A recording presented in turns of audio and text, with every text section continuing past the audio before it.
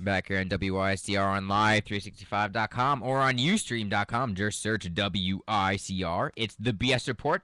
John Stanko being joined here with Kevin Bartnett.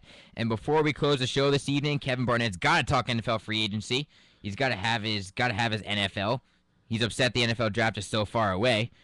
But it's been 2 weeks. It's been 2 weeks since our show. A lot has happened in NFL free agency. A lot of some big signings. So, Kevin, in the past 2 weeks, what has really stuck out to you in NFL free agency? Dominic Rodgers-Cromartie, Walter Thurman, Rashad Jennings, Jeff Schwartz, re-signing John Beeson, all that. I love the work that my Giants do. Oh, Jameel McClain, another one I forgot. Look, it's not about making the best There's moves. no bias on this show whatsoever. It's about making the right moves. It's about making the right moves. No, in all seriousness, now, look. I love the moves my Giants are making, but in all seriousness, though, I love the Darrelle Revis move after losing Aqib Talib. That's a head scratcher. The amount of money that Denver did give him, I'll be honest. But the moves the Broncos have been making a legit defense. I think what the most underrated sign the Broncos did, though, was signing Emmanuel Sanders. You think so? Yes, I think that he'll step right in and be no problem. Could even be better than Decker. Honestly, Sanders, Peyton Manning can make a lot of receivers better. Exactly, but I think Decker was one of those guys. He made better, so I think the Jets overpaid for Decker. I think Decker's a good guy. He's definitely going to be an improvement in their offense. But they run with Marty Mornhinweg's offense. With Michael Vick now competing with Geno Smith, they're going to try and be a little more explosive, I think. And Decker's not an explosive receiver. No, I don't think. I agree with you. He's a very good possession receiver. He's got good hands. He's a guy who runs 12 yards, will get the first down, and then he's a good red zone target too. Had a lot of touchdowns. But I don't think Michael Vick and Geno Smith are not Peyton Manning as well. No. So no, not even close. I think the best signing of the offseason, though, was hands down the Denver Broncos adding DeMarcus Ware. You think the Denver Broncos not even a contest. I love some moves teams made. I love the Patriots getting Darrelle Revis and Brandon Browner, but look, the Patriots still need an outside receiver. I don't think Brandon LaFell. I think he's a good player. I don't think he's the answer though. I love two moves a lot. Like Jarris Bird in New Orleans, another great move. Him and Kenny Vaccaro could be maybe Earl Thomas and Cam Chancellor. No, I don't like what Seahawks have been doing though. You do not. Why is that? They have lost Golden Tate. They have. Another good move by Detroit. Very good move by Detroit. Very, very good move. Good move by Detroit. They've lost Walter Thurman to my Giants. So then they don't have Brandon Browner anymore. To the New England Patriots. That's right. They had to release Red Bryant. The rumors are with them and Jared Allen have been heating up, but.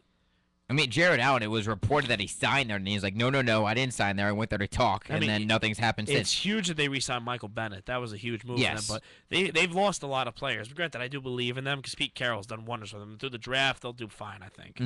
But with free agency, I consider them a loser, honestly. You consider them a loser? I consider them on even keel, not a winner or a loser. I'll see how they do in the draft, actually, because Pete Carroll has hit on so many of these picks.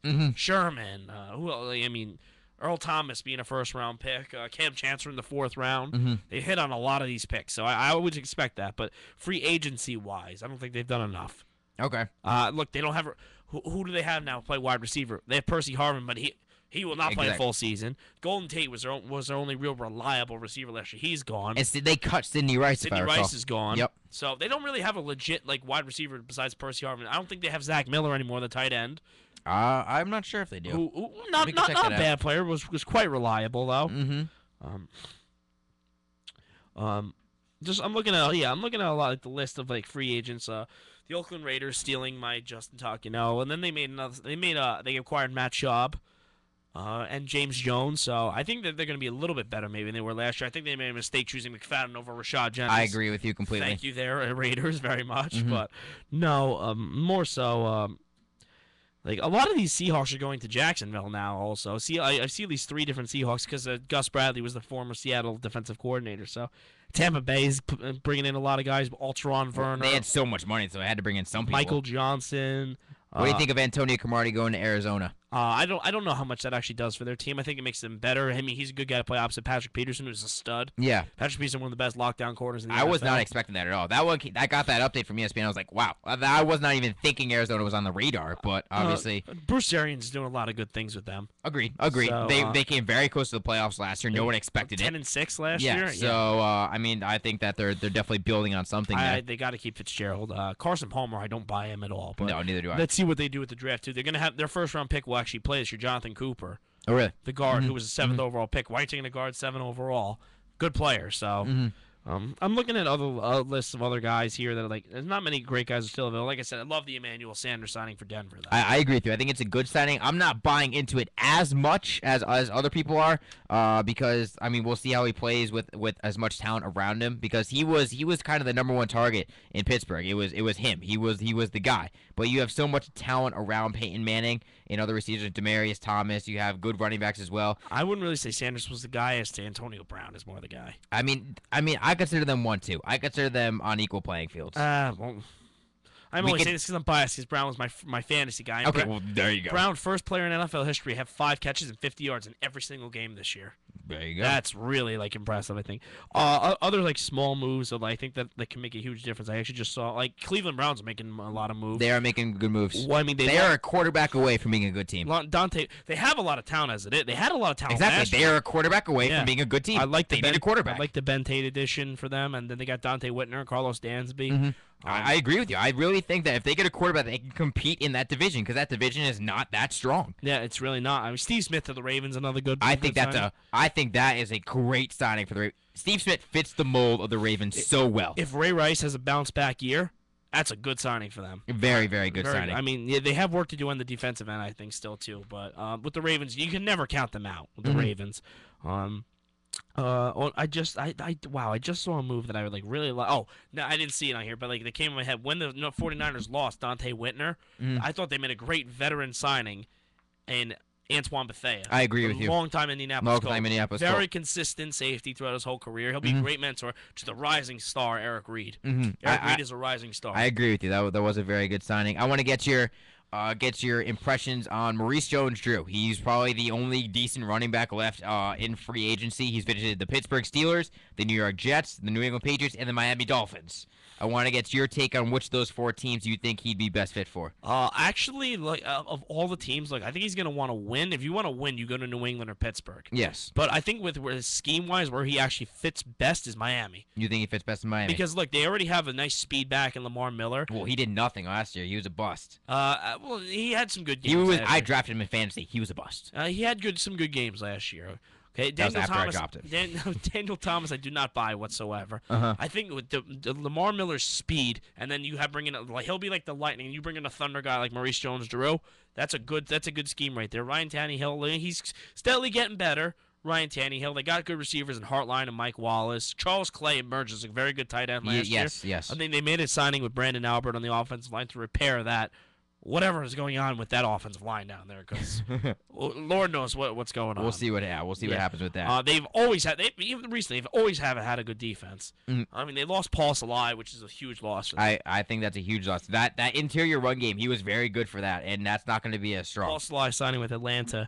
But they were able to re-up with Randy Stark, so maybe they'll use more Deion Jordan this year. For Christ's sake, you took him with a third overall pick, and he played 30% of the snaps. Yeah, he didn't play much last year. And he was good when he actually saw action. So I like their signing of Cortland Finnegan as well. He's struggling on Jeff Fisher. He's a loudmouth.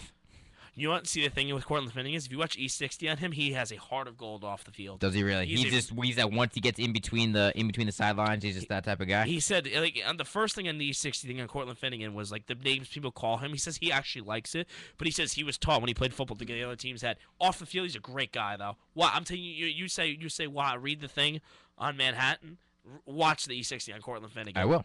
Watch it. I will take you up on that. It will change your opinion of him as it did with me. I will take you up on that. Yes. Okay. Speaking of me selfishly, I would love Maurice Jones-Drew to come to the Patriots because last year the Patriots struggled in the red zone. It was not a surprise to anyone. Rob Gronkowski out. There was no big target for Brady to look for, and frankly, Rob Gronkowski's health, it's always up in the air. You cannot rely on him. I would love to have Maurice Jones-Drew at the 10-yard line, just him pound and carry defenders for 5 yards at a time and pound into the goal line. Yeah, that makes especially with sense. With us not re-signing LeGarrette Blount. Yes, I was gonna ask actually, what's up with that situation? It looks like the Patriots aren't going to re-sign him. I honestly don't know where he's going to go. Which I'm surprised by. It seemed like Belichick lost a lot of confidence in Stephen Ridley throughout the year last year. That's another thing though. You bring in Maurice Jones-Drew, you bring in a veteran to teach Stephen Ridley how to hold on to the football. Stephen Ridley 2 years ago was very good running back. Had a very good year. He has a ton of talent. He just has butterfingers. Yeah. Stonehands, as people like to call him, Yeah. from what I heard. So he lost a lot of confidence in Stephen Ridley, but I think he still can be a very good player. I think he just had a bad year. Not bad. I don't think he even had a bad year, just a little rough year last year. A lot of it got through his head. I mean, he like almost passed out on the field in the AFC Championship game. I mean, well, granted, Bill Belichick, if you fumble, you sit. Yeah, It's the law, unless you're Tom Brady. I mean, some surprising running back. Some people I still see that are free agents. Two Broncos, Sean Phillips, no Sean Moreno. I'm surprised no Sean Moreno hasn't gotten picked up. That's anywhere. a guy I think scheme-wise would fit great with New England. I agree with you, but I think we already kind of have him with Stephen Ridley. I think it's the same type of player. Owen Daniels, Jermichael Finley, two great tight ends. Jermichael Finley injury though, who's going to take a risk on him? That's very, very true. Nobody. I mean, Brian Orakpo and Jimmy Graham are still technically can be offered contracts from other. Oh wait, no, they cannot actually. They've been franchised, so they can only negotiate with their current teams. That's Alex Mack. That's awesome. Yes, But no one, it seems like, wants to. No one seems like wants to risk losing a draft pick for Alex Mack. Ryan Pickett, a talented defensive tackle for Green Bay, still a free agent. Some good names. What about the market for a guy like some quarterbacks, like Josh Freeman? Do you think he gets a job? I don't think he goes anywhere. I think, especially with Matt Schaub going to Oakland, I think that maybe Josh Freeman was looking at Oakland as a possibility, but I think that door is now closed. I think if Freeman goes anywhere, it's in a backup role. I don't think he gets a shot at a starting job.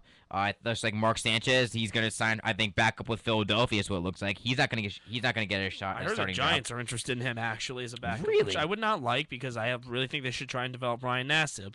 Well, But I heard Philadelphia. That was the yes, name I've I heard that that's a likely landing spot though. But There's Miles Austin is still a free agent. I don't think Miles Austin. I think he might be a right before the season kind of signing. He's Because, 29 years old though. but so he is banged up like a 35-year-old wide receiver. I actually agree with you. I can see that though. Like like before season ends, you get to maybe a contender has some injuries. Like, hey, Exactly. bring in Miles Austin. He can learn the system fast. Exactly.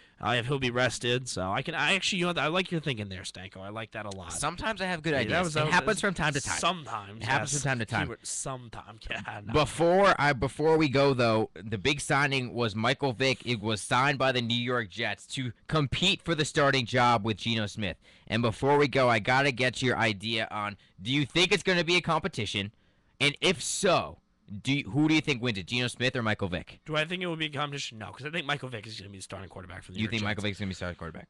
Rex Ryan, his job is year to year now.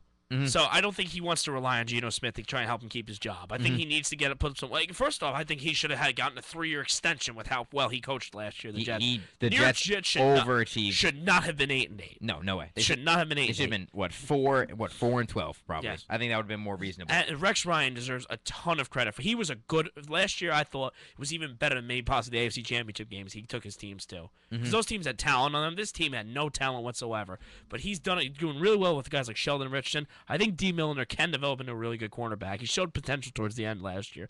But I think when he has to fight for your job, you go with the veteran, the guy who knows it was better a quarterback from Marty Morningweg's system, and that's Michael Vick, who has had a ton of success with Marty Morningweg. I agree with you. I think Michael Vick should start, but I'm going to be honest with you. I don't see him starting the beginning of the season for the New York Jets. I think they're going to fall into the same trap they always have, and I really see that Rex Ryan sticking to his guns, saying Geno Smith. I mean, he said in the interview yesterday he's going to be tough to beat, and I think he's going to start off the season. I don't think it's going to be right, but that's just what my gut is telling me, that Geno Smith's going to start. Where you give Rex Ryan a ton of credit is he's always got his players' backs. Oh. Always got his players' backs. He's a player's coach. yes. To a T. To a but T, he's a player's I think coach. that he's got to look out for himself now because Idzik and him clearly don't get along. John Idzik. And with... Well, John Idzik hasn't given him much talent to work with. Yeah. I mean, look, Sheldon Richardson, Rex Ryan knew what he was doing with that. I mean, look, I'm not a Rex Ryan fan, but he was dead on about Sheldon Richardson. Defensive Rookie of the Year. They don't have a secondary, though. This year, Rex Ryan's really going to have to work that defense magic. Especially with no Antonio Cromartie. They don't have a secondary. They lost out on Dominic Rogers, they were interested. They lost him out onto the Giants, who now have one of the best secondaries in football. But on paper at least, so hopefully that works out. But they don't really have much to work with in the secondary. They got to look corner in the draft at 18 overall. They have to look at one safety. They don't have a lot of depth in the secondary right now. It's a going to be huge interesting. concern. It's going to be interesting This to see is what a happens. good year to have a second first round pick. This is very true. This is very And they true. lost out on Revis to the Patriots, so they've been losing out on a lot of people. Revis Island has been brought to Foxborough. Something is wrong here because look, they got Decker, but they also apparently offered Decker a lot more money than every team is willing to pay for him. The Vic signing, you were right about them, Vic going to the Jets because Oakland got Schaub. So, Yep. I'm excited to see. Actually, I'm not a Jet fan. I actually, quite frankly, like when they lose. I take solace. I agree with you in that as a Patriots fan. I take solace in them when they lose. I really do. But I'm excited to see what they do actually this year. Look, I like Sheldon Richardson as a football player. Muhammad Wilkerson, another good player. They got Muhammad Wilkerson's very Harrison, good. They got a very good defensive line. Linebackers, Rex Ryan's really gonna have to do that work. The Magic this year, though. He really is. Well, we'll see what happens. Yes. I know you're counting down the days to the NFL draft. I know. May 11th, I think it is, which I'm not happy about because normally it'd be 1 month from today. Last year was April 25th. It's March 25th. It'd be 1 month from today, and I gotta wait an extra 2 weeks now. Before Bartnett breaks down into tears, we're gonna end that one here on the BS Report. I want to thank you everyone for tuning in and listening. We'll be back next week at 8 p.m. as well. For Kevin Barnett, I'm John Stanko. Have a good night, everyone. Baylor in the Final Four.